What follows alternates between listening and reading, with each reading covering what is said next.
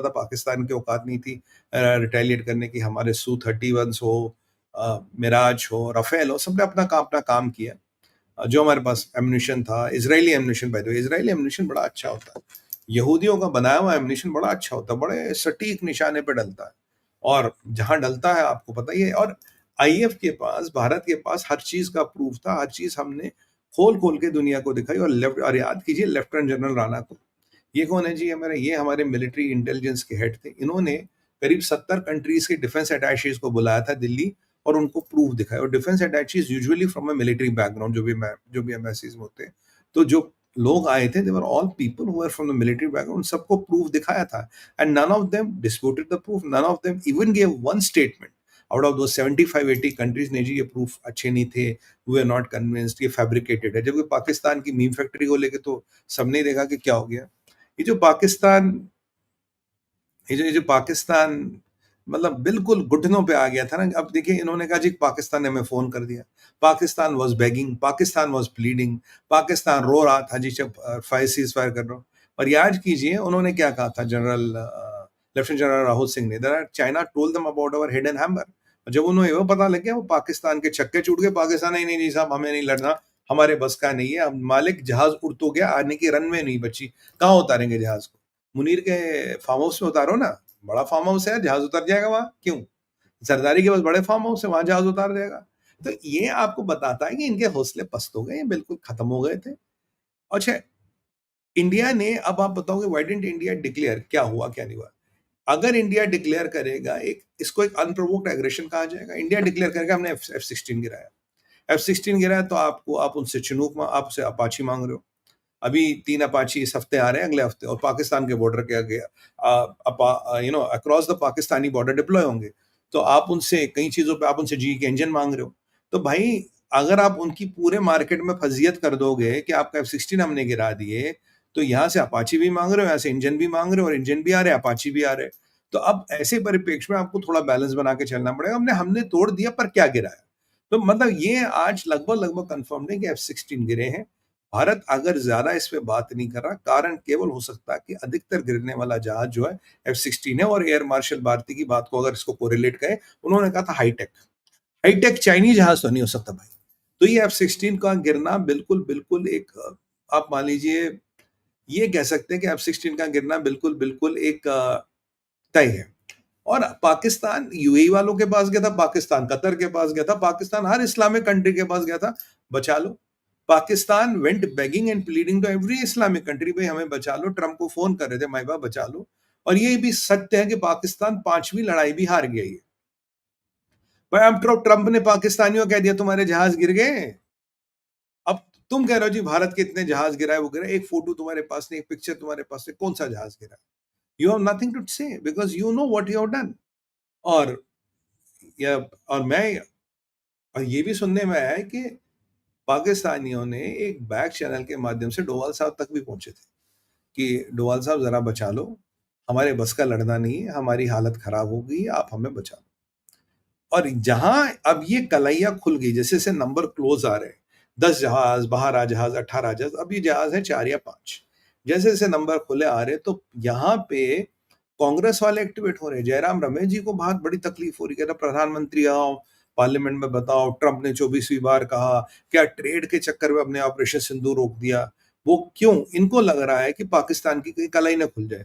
और जब पाकिस्तान की कलाई खुलने वाली होती है, तो सबसे पहले पाकिस्तान का सुपर हितैषी भारत की धरती पे कौन है? अरे कांग्रेस वाले ही तो है। पाकिस्तान पे सर्जिकल स्ट्राइक का प्रूफ दो, बालाकोट नहीं हुआ, बालाकोट में कौवे मरे, हिंदू टेरर ज्यादा खतरनाक है, आरएसएस 26/11 आरएसएस की साजिश, ये सब कौन लोग हैं? ये अमेरिकन एम्बेसी में जाके कहने वाला, भाई Hindu terror is more dangerous than Islamic terror, Rahul Gandhi. China के एम्बेसडर के साथ गुपचुप करने वाले कौन? राहुल गांधी।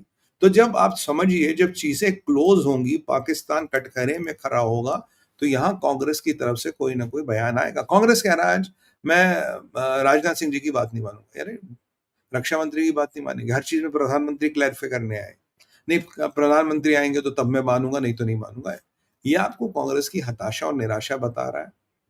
और मैं आपको एक दिन बताऊंगा, our planes may have been hit but they were not down, they were not shot down. plane hit and shot down are two different issues because all our pilots are safe and were safe. एक बहुत बड़ा यहाँ number है जो एक चीज को दर्शाता है. मेरा अब भी मानना है, I am stretching my neck out and telling you, जो मैं कह रहा था, मेरा पर्सनल असेसमेंट कहता भारत का कोई जहाज गिरा नहीं, हिट हुआ होगा पर गिर के मतलब बर्बाद नहीं हुआ, गिरा नहीं, रैकेज नहीं बना. That is what I will stretch my neck out and still say मेरे को लगता नहीं ऐसा कुछ हुआ है. और जबकि इसमें ये भी एक खबर आई थी, पाकिस्तान ने कुछ जहाज व्हाट यू कॉल सरगोदा की तरफ मुंह कर दिए थे, थोड़ा हमें डराने धमकाने को कि moved of few jet to Sargodha. पर जब भारत के तेवर देखे उन्होंने, इनके छक्के छूट गए, कहा यार भारत डर नहीं रहा. और यूएस, हाँ जरूर यूएस के पास एक लिवरेज है, यूएस के पास एक लिवरेज है, ट्रेड का तो नहीं है पाकिस्तान के. यूएस का लिवरेज तुम्हें एफएटीएफ से में ग्रे लिस्ट में डाल देंगे, ब्लैक लिस्ट में डाल देंगे, आईएमएफ का पैसा रोक देंगे, वर्ल्ड बैंक से एड रुकवा देंगे, एशियन डेवलपमेंट में आने वाला पैसा रुकवा देंगे. तुम्हें जो खैरात दुनिया भर से और अमेरिका से मिल रही है वो जरूर रुकवा सकते हैं. ये जरूर आइए आसिम मुनीर की प्रॉपर्टी अटैच करा सकते हैं. ये लिवरेज हमेशा अमेरिका के पास था. और ये जो एक बहुत बड़ी चीज है ना कि मोदी जी ने कभी भी इस पे इसलिए बात नहीं की कि मोदी जी जानते हैं कि भारत के हित में अभी इस पे बात करना ठीक नहीं. आपने गिराए हैं F-16, ये मतलब लगभग मान लीजिए तय है. एक दो चाइनीज जहाज भी गिरे, F-16 गिरे हैं, इसमें अब कोई, मेरे हिसाब से मेरा असेसमेंट कहता है F-16 गिरे हैं, इसमें कोई डाउट नहीं. आप F-16 गिरा रहे हो, आप अमेरिका को बता रहे हो तुमने हमारे F-16 गिराए हैं, राइट, हमने तुम्हारे F-16 गिराए हैं, बट हमें तुमसे अपाची चाहिए, हमें तुमसे जी का इंजन चाहिए, हमें तुमसे 15 और चीजें चाहिए, और हमें तुमसे हॉक 360 चाहिए. तो अमेरिका भी बोलेगा साहब देखो, पब्लिकली में हमारी फजीयत मत करो, पब्लिकली में मत बोलो, आप बोल दो गिरे, बट मेक कीप साइलेंस. और जो कांग्रेस जो अब कह रही है, कांग्रेस चाहती है कि मोदी जी आए, मोदी जी इसकी डिटेल दे, मोदी जी बताए. फिर ये जो ट्रंप है, ये बड़ा ईगोइस्टिक बंदा है. ट्रंप की ईगो के साथ वो खेलना चाहते हैं ताकि भारत का होने वाला ट्रेड डील है, भारत की जो 10 साल की डिफेंस डील है, जो भारत के कई सारे चीजें अमेरिका के साथ अभी चल रही है, वेस्ट के साथ चल रही है, उनको स्कटल किया जाए, उनको रोका जाए. कांग्रेस की मंशा ये है. मतलब जैसे पाकिस्तान को आप टाइट कीजिएगा, कांग्रेस में बहुत तकलीफ होने लगती है. ये शुरू से एक सिंड्रोम है कांग्रेस में. मैं यही पूछता हूं, अगर आप पाकिस्तान को टाइट करते तो कांग्रेस को तकलीफ क्यों होती है? जयराम रमेश जी, आप पहले बोल देते, 23 बार तक आपको याद नहीं आया? भला आप 24 बार में कुछ मुहूर्त था क्या? 24 बार शनिवार, 24 बार शनिवार, क्या कुछ ऐसा कॉम्बिनेशन था क्या? ज्योतिष ने बताया था क्या सर आपको? 23 बार हो गया तो 23वीं बार ही बोले थे, 21वीं बार बोले, 21 तो वैसे अच्छा नंबर माना जाता है. मतलब 24 बार शनिवार, मतलब उसका वेट कर रहे थे कि देखिए ये सब कहने की बातें, बिकॉज जितना जितना पाकिस्तान को टाइट करते जाओगे, कटहरे में खड़ा करते जाओगे, पाकिस्तान के हितैषी आएंगे और पाकिस्तान के हितैषी आपको डिफ्लेक्ट करने की कोशिश करेंगे. और ट्रंप भी ये कह रहे हैं कि भाई हमने कुछ तो अचीव किया. दूसरी बात,